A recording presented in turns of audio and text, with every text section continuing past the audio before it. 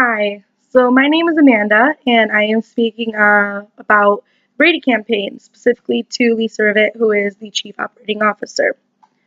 So for one of our school projects, we're looking at social issues, and obviously a huge social issue currently in our country is gun violence. We just saw what happened in Florida last week. We saw what happened in Vegas last year. It's an ongoing hot topic. So looking for nonprofit organizations using GuideStar, I came across the Brady campaign. Not only have you guys done the most work, but you also get the most funding. Looking into your website, I saw that you have your three subgroups, the Finish the Job, which is providing like a background check and seeing who's actually qualified to own a gun. Stopping someone who has domestic violence backgrounds or suicidal background or mental health issues, which is fantastic, by the way. You guys have really, I think it said 33 million cut back from taking the guns out of the wrong hands. Your second part would be the Bad Apple campaign, or about taking illegal guns off the streets and gun crime and really tackling that subject and holding those people accountable for owning illegal guns and it taking part in horrific crimes. Your third section is Ask. Asking saves kids. Now, after looking over these three, I watched the intro video, which is actually on your first page of your website for the Brady campaign. And I noticed you do say that it's more than just legislation. It's more than just creating these policies. It goes deeper than that when it comes to prevention. So when I looked further into that, because you guys did bring it up, and I completely agree that it's not just legislation that needs to be taking place, but what can we do to prevent it on today's timeline? It takes a long time to change a law. It takes a long time to change policies. What can we be doing right now? So I looked at your ask. Me personally, I have been affected by gun violence in my own home. We lost our 13-year-old cousin, 2015, to suicide by self-inflicting gunshot wound. Obviously, one of the issues that came up was, why didn't we know the signs? Why didn't we see the warning triggers? So, looking into that further and seeing your Ask subgroup, you do put on there suicide-proofing your home. There's a whole link for it. You guys have, great steps on how to keep the gun and the bullets in separate areas, and talking with your child so they know where it is, if it's unlocked, if it's not locked, where you keep it, all those little steps that come down. But my problem with all of your solutions when it comes to that is nowhere do you have listed what are the signs to look for. What are the warning triggers? So my solution for you is to work with the APA, or to work with these sites that do come out and have things listed on what to look for.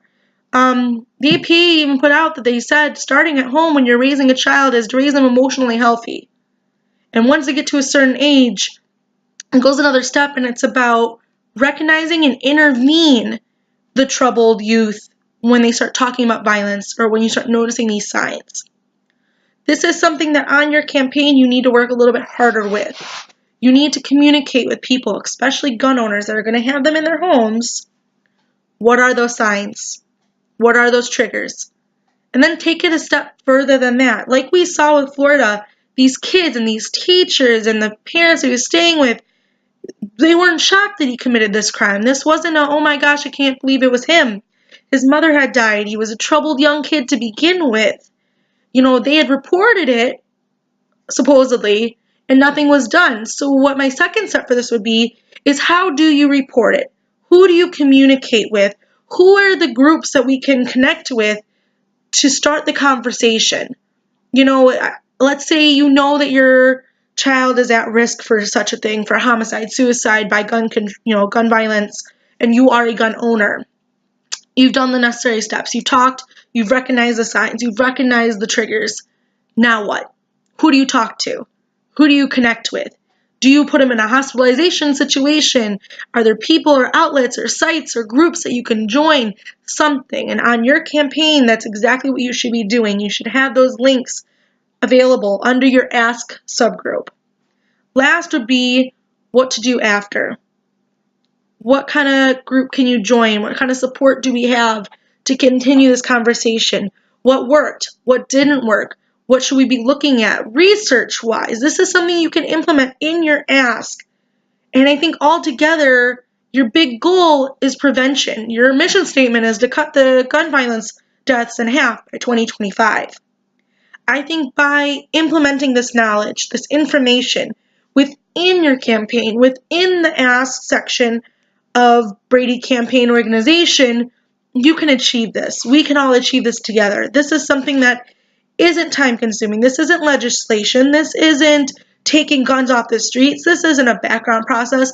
This is knowing what to do and how to actually continue with the steps to create change, to create a safer environment for our children, for school, for concerts, for church, what we should be looking for to prevent gun violence. So again, if you're hearing me, these are the 3 steps I'm asking for, is to look at your ask, put in implications of what to look for, tell us how we can help, where we can report it, who we need to go to, and then what to do after we do that. How do we keep it safe? How do we keep the conversation going?